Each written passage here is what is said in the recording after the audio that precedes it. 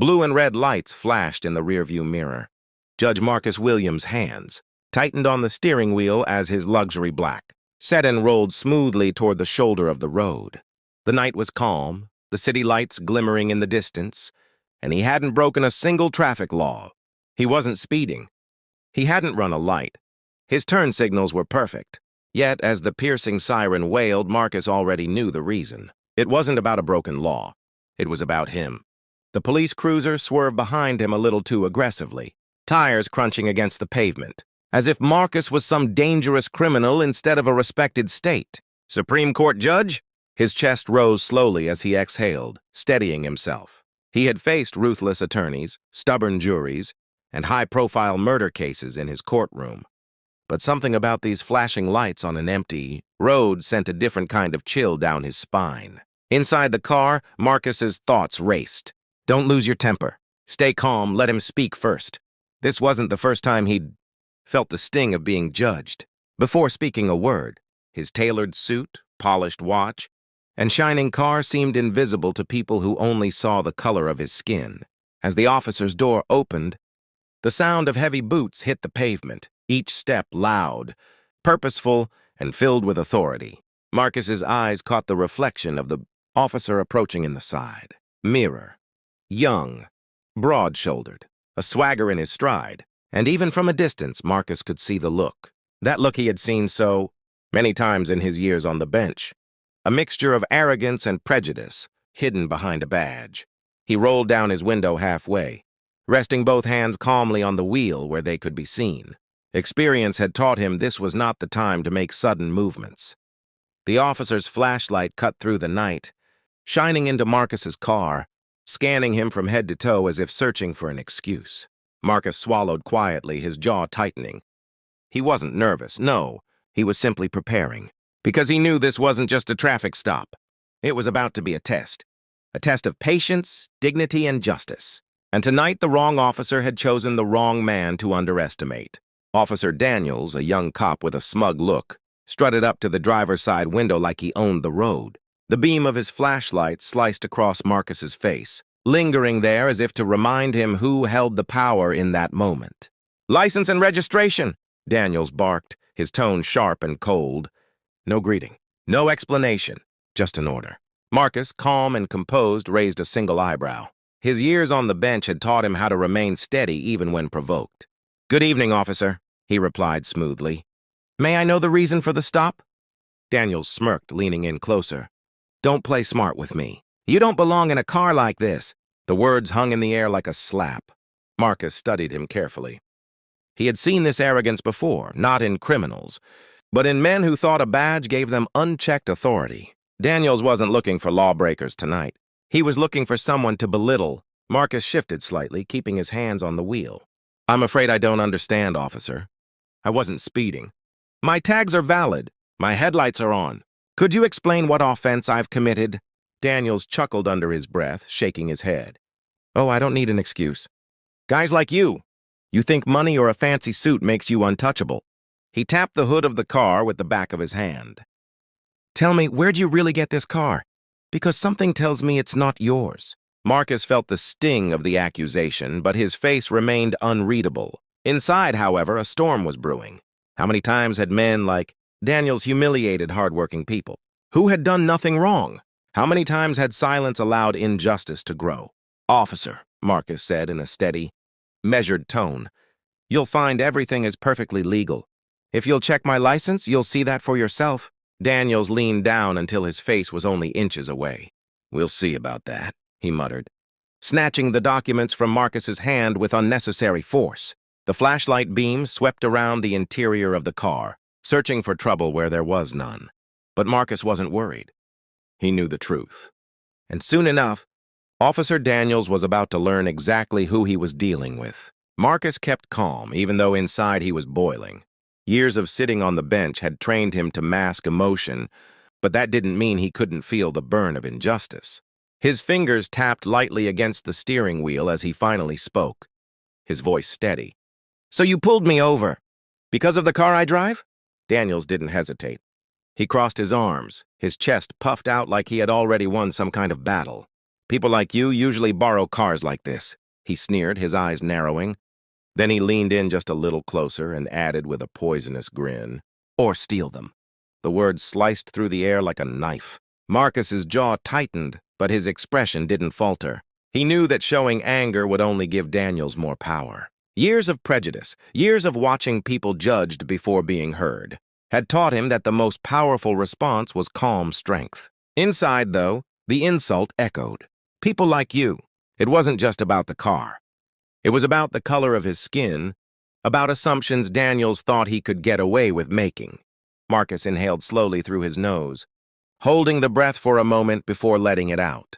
When he finally replied, his tone was calm but carried a sharp edge of authority. Officer, I assure you this vehicle is mine, and everything about it is legal. Daniels gave a mocking laugh, tilting his head. We'll see. You'd be surprised how many smooth talkers I've locked up. You fit the type. Marcus looked him directly in the eyes now, his steady gaze unshaken. The type? He repeated softly, almost daring Daniels to elaborate. Daniels smirked again, refusing to answer directly, but his silence said more than words ever could. For a brief moment, the two men locked in a quiet battle of wills, the young officer, fueled by arrogance and prejudice, the older man armed with dignity and unshakable control. Finally, Marcus broke the silence. Then by all means, officer, do your job. Check the license. Run the plates. You'll find everything is in order. Daniels snatched the documents, his face twisting with irritation. But deep down, Marcus knew the real test hadn't even begun yet. Because this wasn't just a traffic stop anymore. This was a confrontation with the very injustice. Marcus had dedicated his life to fighting, and tonight, he wasn't about to back down. Officer, Marcus said, handing over his license with steady hands. You'll find everything is perfectly legal. Daniels didn't bother to hide his disdain. He snatched the document so quickly it was almost like a challenge, muttering under his breath, "We'll see about that." But instead of looking at the license, Daniels clicked his flashlight on again and began sweeping it slowly around the inside of the car. The harsh white beam cut through the dark, moving across the leather seats, the dashboard, the glove compartment, and the floor mats. He wasn't searching for a misplaced paper or a traffic violation. He was hunting for an excuse. Marcus sat still, both hands on the wheel, his eyes following the beam. He could feel the officer's suspicion filling the air, thick and heavy, as if Daniels had already decided Marcus was guilty of something, anything. The flashlight paused on a briefcase in the passenger seat. Daniels squinted, his lips curling into a sly grin.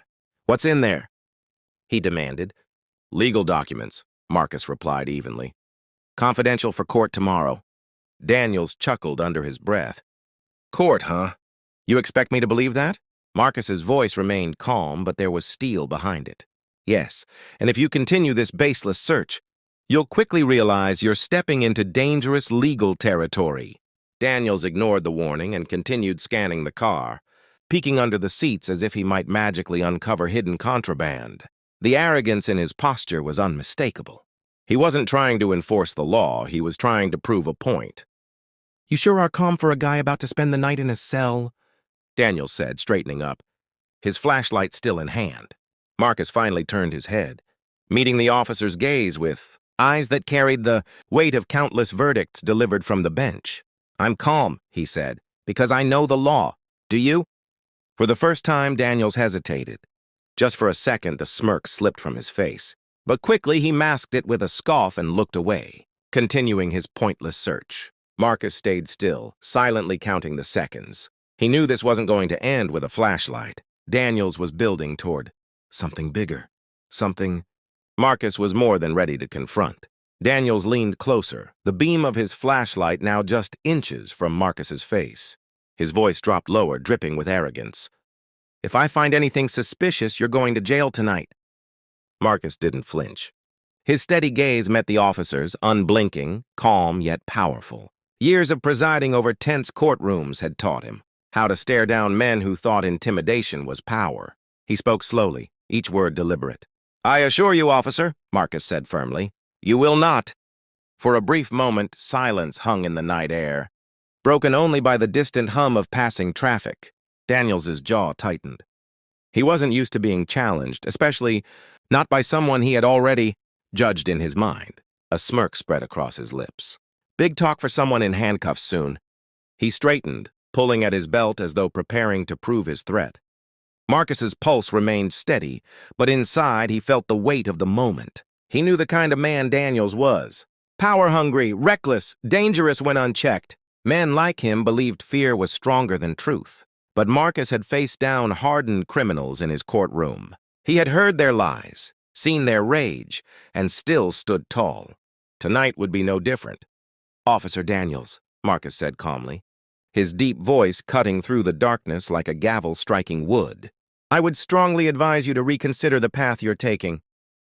Daniels raised an eyebrow, mocking. "Oh, and why's that? You planning to scare me with some big speech?" Marcus leaned slightly forward, his eyes locking onto the young cops with quiet intensity. "Because when you use that badge to abuse innocent citizens, you don't just dishonor the law, you risk losing everything. Your badge, your career, even your freedom." Daniels blinked, caught off guard for the briefest second. He quickly covered it with another scoff, but the confidence in his posture wavered. Still, he doubled down. "We'll see. The night's young, and I've got all the time in the world to make sure you learn your place." Marcus didn't move, didn't blink. "You're right," he said softly, his tone sharp as steel. "Tonight someone will learn their place, but it won't be me." The words landed heavy, and for the first time, Daniels felt a flicker of doubt. Another police car pulled up, its headlights washing the scene in a harsh glow. The second cruiser came to a smooth stop behind Daniels's vehicle. A tall, composed officer stepped out, adjusting his cap as he approached. It was Officer Ramirez, Daniels' partner. Unlike Daniels, there was no swagger in his step, no arrogance in his eyes. His movements were controlled, professional, almost cautious. He scanned the scene quickly, his expression calm but alert. "Everything okay here?" Ramirez asked evenly, his voice carrying the authority of someone who took the job seriously. Daniels didn't hesitate. "Yeah, I got it handled," he snapped, waving a dismissive hand as if brushing off a fly. "Just another one thinking he's above the law." Ramirez's brow furrowed slightly. He glanced at Marcus, who remained perfectly still, both hands still resting clearly on the wheel. The man's posture didn't scream guilty. It screamed dignified. Something about his composure made Ramirez hesitate. He turned back to Daniels. "What's the violation?" Daniels smirked, avoiding the question. "You know the type. Driving a car like this at this hour, it doesn't add up. I'm sure he's hiding something." Ramirez's eyes narrowed. "So no actual violation?" His tone sharpened slightly. He had worked with Daniels long enough to recognize when his partner was letting personal bias drive his actions. Daniels scoffed. "Look, I don't need a violation when my gut tells me something's off. Trust me, I've been doing this long enough." But Marcus finally spoke, his deep, measured voice cutting through the tense exchange. "Officer Ramirez, I'd appreciate it if you could check my identification yourself. I believe it may clear up this misunderstanding." Ramirez studied Marcus for a moment, then slowly extended his hand. "Sir, may I?" Without hesitation, Marcus gestured toward Daniels, who still clutched the license like a trophy. Daniels's jaw tightened. Reluctantly, he shoved the card into Ramirez's hand. Ramirez glanced down at the license, his eyes scanning the name. At first, his expression was neutral. Then his eyebrows shot up and his entire demeanor shifted. He looked up sharply, a hint of shock in his eyes. "Daniels," Ramirez said slowly, his voice tight. "Do you realize who this is?" Daniels rolled his eyes. "Some rich guy with a fake smile? Don't tell me you're falling for it." But Ramirez didn't smirk. He didn't scoff. His voice carried weight now. "No, this is Judge Marcus Williams, State Supreme Court." Marcus finally decided it was time to end this nonsense.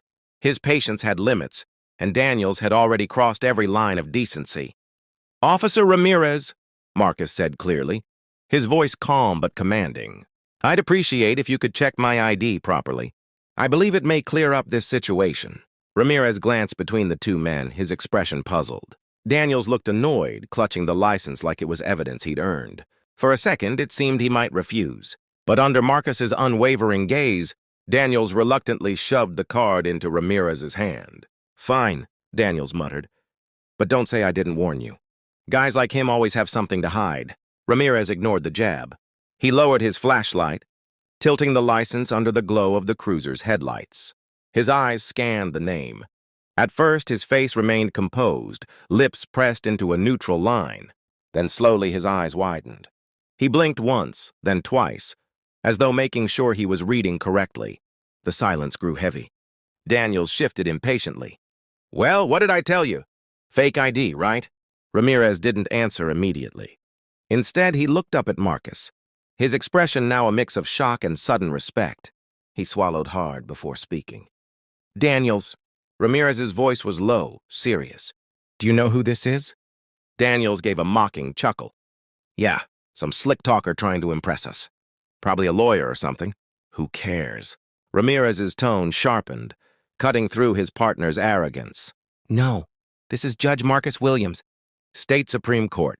The words hit Daniels like a brick wall. His smirk faltered, his confidence draining away as he whipped his head toward Marcus. "What?" he stammered, the cockiness in his voice suddenly gone. Ramirez continued, his voice respectful now. "Your Honor, I apologize. I didn't realize—" Marcus finally allowed himself the faintest smile, though it carried no humor. "That much is obvious," he said evenly.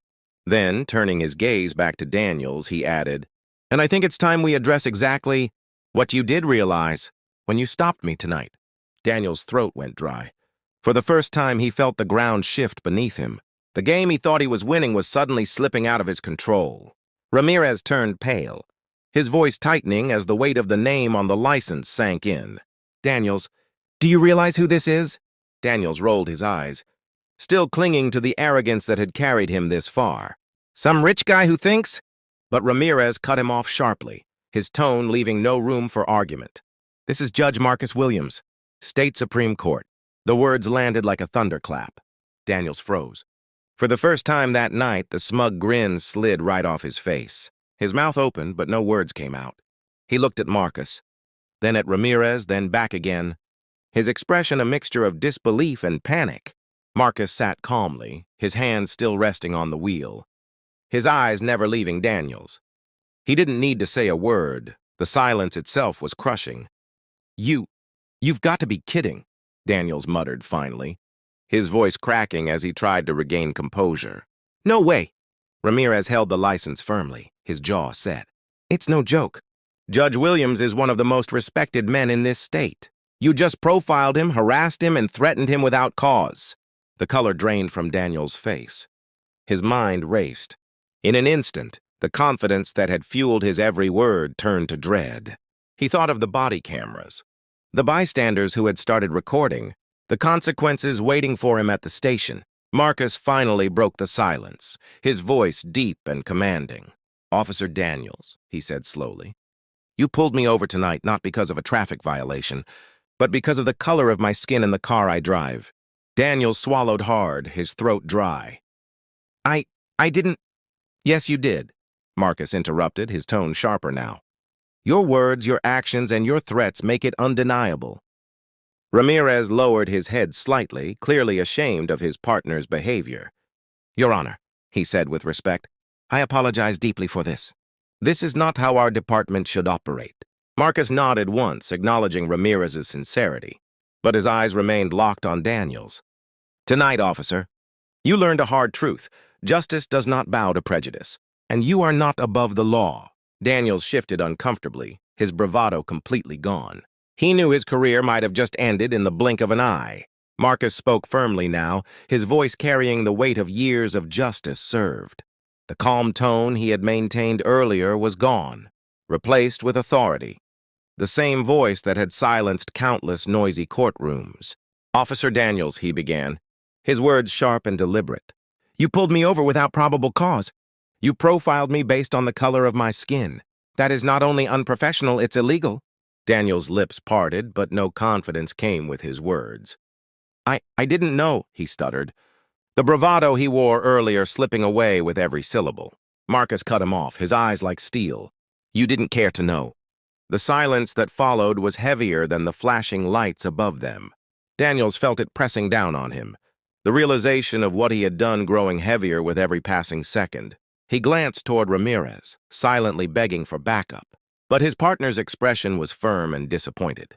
"You see," Marcus continued, his voice unwavering, "I've spent my career fighting for justice, for people who don't have the voice or the power to stand up against treatment like this.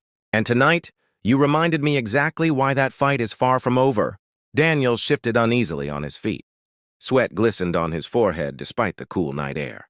He tried to recover, to find the same arrogance that had carried him into this mess. But the judge's words sliced through every excuse before he could form it.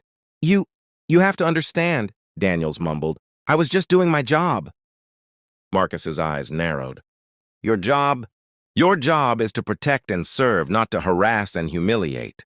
When you use your badge as a weapon of prejudice, you dishonor every good officer who wears it with integrity." The bystanders recording from the sidewalk whispered among themselves. Their phones were up, capturing every word. Daniels noticed, and the color drained further from his face. This wasn't just a mistake anymore. This was evidence. Marcus leaned forward slightly, his voice dropping into a final, cutting truth. "Justice does not end when the courthouse doors close, Officer Daniels. It lives out here, on the streets, in the choices you make, and in the respect you show. Tonight you failed it, and now justice will not fail you." Daniels lowered his head, realizing the night had turned from a routine stop into the biggest mistake of his career. By now, a few bystanders had stopped on the sidewalk, their phones raised high, recording every second of the encounter. The glow from their screens lit up, the night almost as brightly as the flashing. Police lights, Daniels noticed and stiffened.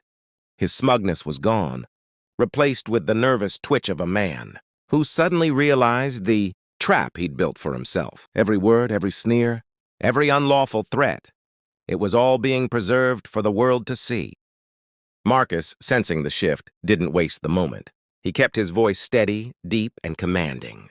"Every action you've taken tonight is being documented," he said, his gaze unyielding. "Do you understand the gravity of your mistake?" Daniel's throat tightened. He glanced around quickly, eyes darting from the recording bystanders to Ramirez, who was standing tall, arms crossed, saying nothing. Panic started to creep into his expression. This isn't what it looks like," Daniels muttered, his voice cracking under the pressure. He tried to wave off the cameras. "Folks, you can put those phones away. Nothing to see here." But no one moved. If anything, a few stepped closer, making sure they didn't miss a word. Marcus leaned back slightly, his calm composure making him appear even more powerful. "On the contrary," he said, his voice carrying easily to the small crowd, "there is everything to see here. A law enforcement officer abusing his power caught in the act, and the people will bear witness." Daniels felt sweat bead on his forehead. His badge, once his shield, now felt like a target. He looked toward Ramirez again, desperate. "Say something. Tell them I was just doing my job." Ramirez shook his head slowly. "No, Daniels, this isn't the job. This is you letting bias cloud your duty." His tone was calm, but the disappointment in it was crushing. The bystanders murmured in agreement, their cameras unwavering. Daniels realized with a sickening knot in his stomach that this wasn't just about one judge. This was about accountability, and his downfall was being live-streamed in real time. Marcus's final words sealed it. "Justice has many eyes, Officer Daniels, and tonight they're all on you." Daniels swallowed hard, realizing his career and his reputation might have just ended on the side of that road. Ramirez lowered his head respectfully, the weight of shame evident in his tone. "Judge Williams, I apologize deeply for this," he said. "Please know not all of us operate like this." The sincerity in Ramirez's voice contrasted sharply with the silence, coming from Daniels, who now stood frozen, his earlier arrogance shattered. Marcus nodded slightly, his expression calm but firm. "I appreciate that, Officer Ramirez. I know there are men and women in uniform who serve with honor. But the system cannot improve if we let moments like this slide." His eyes shifted back to Daniels, sharp and unyielding. The crowd, still recording, leaned in closer, sensing a moment they wouldn't forget. The air was tense, filled only with the distant hum of passing cars and the flashing rhythm of police lights. Marcus's tone grew heavier as he addressed Daniels directly. "You wanted to teach me a lesson tonight, didn't you?" His words cut like a blade through the silence. Daniels shifted uncomfortably, his lips trembling as if searching for a response. Marcus didn't give him the chance. "Well, tonight," he said firmly, his voice rising just enough for the bystanders to hear clearly. "It is you who will learn one." Daniel's chest rose and fell quickly, panic flickering in his eyes. He glanced at the cameras pointed at him, then back at Marcus. Realizing the judge wasn't just speaking to him, he was speaking to everyone watching, live and on record. "You assumed that power gave you the right to humiliate me," Marcus continued. "You believed that suspicion without evidence was enough to threaten another man's freedom. But power without justice is nothing but tyranny. And tyranny has no place in this nation."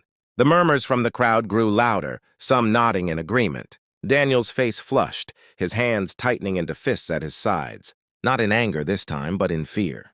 Marcus leaned forward slightly, his eyes never leaving the young officers. "Remember this night, Officer Daniels, because the lesson you failed to learn in training, you're learning now, in front of the very people you swore to protect." Daniels lowered his gaze, knowing the truth. His badge no longer shielded him. Tonight it had exposed him. Marcus calmly reached into his jacket pocket, pulling out his phone with the same steady composure he had shown all night. Daniels flinched as if expecting some sudden move, but Marcus merely scrolled to a familiar number and pressed call. The crowd hushed, their cameras still rolling. They could hear the faint ring before a voice answered on the other end. "Chief Reynolds," Marcus said, his voice firm yet controlled. "This is Judge Marcus Williams. I'm on Maple Avenue, pulled over without cause by one of your officers. I suggest you send someone immediately." Daniel's eyes widened in panic. He waved his hands frantically. Wait! That's not necessary. We can sort this out here." But Marcus ignored him, his conversation calm, factual, and unshakable. "Yes," he continued to the chief. "His name is Officer Daniels. I'll expect him to be questioned tonight." He ended the call and slid the phone back into his pocket, his demeanor unchanged. Within minutes, the radio on Ramirez's shoulder crackled with an urgent message. "Officer Daniels, return to the station immediately for questioning." "That's an order." The words hung in the air like a gavel's strike. Daniels' face turned pale. He looked at Marcus, then at Ramirez, his mouth opening but no words coming out. His confidence had completely dissolved. Ramirez gave a small nod of acknowledgement toward Marcus, then turned to his partner. "You heard the chief. Back to the station, now." Daniels muttered weakly, I didn't mean—" Marcus finally turned to face him fully, his gaze steady and unwavering. "Justice doesn't stop when the courtroom doors close," he said, his voice echoing with authority. "It lives in every decision, every action, even here, on the side of the road." The bystanders, still filming, fell silent, hanging on every word. Daniel stood frozen, the weight of his actions pressing down harder with every second. Marcus added softly but firmly, "Tonight, you learned that your badge is not a shield for prejudice. It is a responsibility, one you failed." Daniel swallowed hard, knowing his career, and perhaps his freedom, was slipping through his fingers. As Marcus returned to his car, the flashing lights reflected in the polished surface of his vehicle, but his dignity shone brighter. As the flashing lights faded behind him, Marcus steered his car back onto the quiet road. His expression was calm, his dignity untouched. He hadn't raised his voice, hadn't lost his composure. Yet the weight of his presence had been louder than any siren. On the sidewalk, the small crowd of bystanders lowered their phones but didn't stop whispering. Some shook their heads in disbelief, others exchanged looks of quiet admiration. They knew they had just witnessed more than a traffic stop. They had witnessed a moment of history, a reminder that true power doesn't come from a badge or a title, but from integrity. Inside the cruiser, Daniel sat slumped in the driver's seat, his chest rising and falling quickly. His hands gripped the steering wheel not out of control, but out of fear. The adrenaline that had fueled his arrogance earlier now left him hollow. He glanced at the cameras still pointed his way, then at Ramirez, who stood silently by the patrol car, his disappointment clear. Daniels realized there was no undoing what had been said, no erasing the words. He had thrown at a man whose name carried the weight of justice itself. A single act of prejudice, that's all it had taken.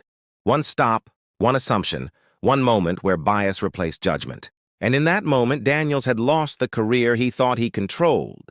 The badge on his chest no longer felt like a symbol of authority. It felt like a burden, a reminder of how quickly power can crumble when misused. Meanwhile, Marcus drove on, his mind calm but resolute. He knew the battle against prejudice was far from over, but tonight had proved something important.